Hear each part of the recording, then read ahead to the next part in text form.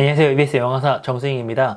좀 중요한 이야기를 해드려야 될 것 같아요. 수능 특강을 이거를 공부를 해 마라 이런 고민을 여러분들이 하실 수가 있습니다. 이게 아무래도 이제 입시판에는 뭐 여기저기서 들려오는 이야기들이 많다 보니까는 이거를 내가 해야 되나 말아야 되나 뭐 어디서는 하지 말래요. 근데 어디서는 그래도 뭐 해야 된대. 이게 이제 어떻게 된 거냐면은 이게 둘 다 맞는 이야기입니다. 이걸 좀 정확하게 혹시나 모르는 친구들을 위해서요, 제가 좀 정리를 해 드리려고 하는데요. 여러분들이 이제 고3이나 수험생일 겁니다. 여러분들의 대입 전략에 따라서 이건 좀 달라지는 것 같아요. 특히나 올해는 굉장히 이게 중요합니다. 그래서 뭐 무작정 열심히 하기보다는요, 이 영상을 좀 참고하셔가지고요, 전략적으로 나의 노력을 집중하시는 게 굉장히 중요할 것 같은데요. 이게 무슨 얘기냐? 대학을 가는 방법은 기본적으로 수시와 정시가 있잖아요. 자, 내가 수시로 갈 거야.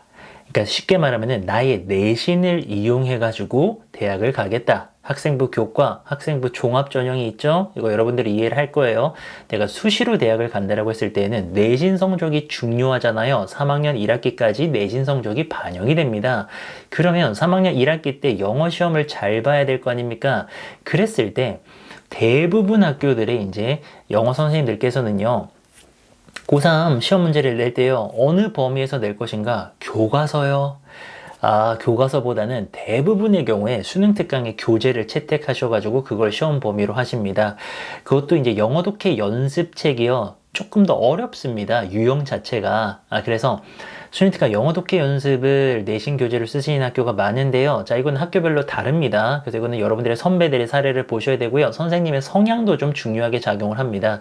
근데 어쨌든 이게 나의 내신 시험이 나에게 중요한데, 거기서 수능 특강 교재를 다룬다라고 한다면 여러분에게는 수능 특강이 너무나도 중요하고요. 빨리 시작을 하셔야죠. 빨리 무슨 교재 쓰는지를 알아내셔가지고요, 1월이 됐건 2월이 됐건 빠르게 시작을 하셔서 내신 성적을 마지막까지 끌어올리셔가지고요, 0.1점이라도 끌어올려서 여러분들 대학을 가셔야 되고요. 자, 이제 반대의 경우가 있습니다. 수능 특강의 중요성이 다른 해보다도 많이 떨어져 가지고요, 어떤 또 분들께서는 야, 수능 특강 수능 완성은 이제 올해 같은 경우에는 선택이다, 이거는 이거보다 기출이 더 중요하다, 이렇게 말씀하시는 분이 있는데요. 틀린 말씀 아닙니다. 어떤 경우냐면은 여러분들이 정시로 대학을 가는 그런 경우예요. 자, 나는요, 내신보다도 모의고사 성적이 훨씬 더 좋습니다. 그리고 내가 또 선택을 한 거예요. 나는 수시는 버리고 정시에 올인하겠다라고 했을 때에는, 자, 다른 해와 뭐가 달라졌죠? EBS의 연계율이요, 70%에서 50%로 줄어들었습니다. 그리고 더 중요한 게 있죠. 사실은 제가 지금 이 영상을 찍는 시점보다 조금 더 가가지고요, 공식 발표를 들어야 됩니다. 하지만 이 평가원의 공식 발표에 앞서가지고요, 이미 좀 이제 질의를 하신 분들의 그 답변 내용을 바탕으로 보면은 간접 연계 쪽으로 갈 거라고 해요. 간접 연계가 뭐냐면은, 이 반대되는 직접 연계는 EBS 수능 특강이나 수능 완성에 있는 지문이 수능 시험에 그대로 나옵니다. 영어는 정말 그대로 나와요. 거의 그대로 나옵니다. 그러다 보니까는 나 이거 봤던 건데 라고 하면서 반갑다 라고 하면서 내용 파악이 빨리 되니까 어쨌든 문제 푸는데 시간도 단축되고요, 효과가 굉장히 큽니다.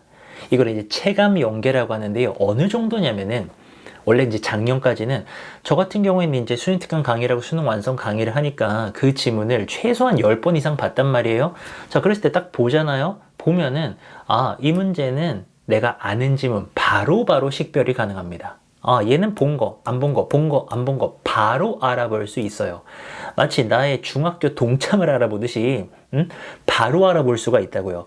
근데 간접 연계는요, 지금까지도 있었어요. 이게 소재가 연계된다라는 건데, 예를 들어서 인플레이션에 관련된 그런 어떤 글이 있었습니다. 그러면은 그 내용과 상관없이요, 인플레이션이라는 소재만 가져와 가지고 다른 지문을 낸다 이거예요. 근데 이게 간접 연계라 그래서 연계라는 말이 붙어 있지만, 실제로 그 지문 두 개를 비교해 놓고 보면요, 굉장히 달라요. 이게 조금만 달라져도요, 많이 다르게 느껴지는데 얘는 그냥 다른 지문입니다. 자, 그러면 여기서 선택을 해야 돼요.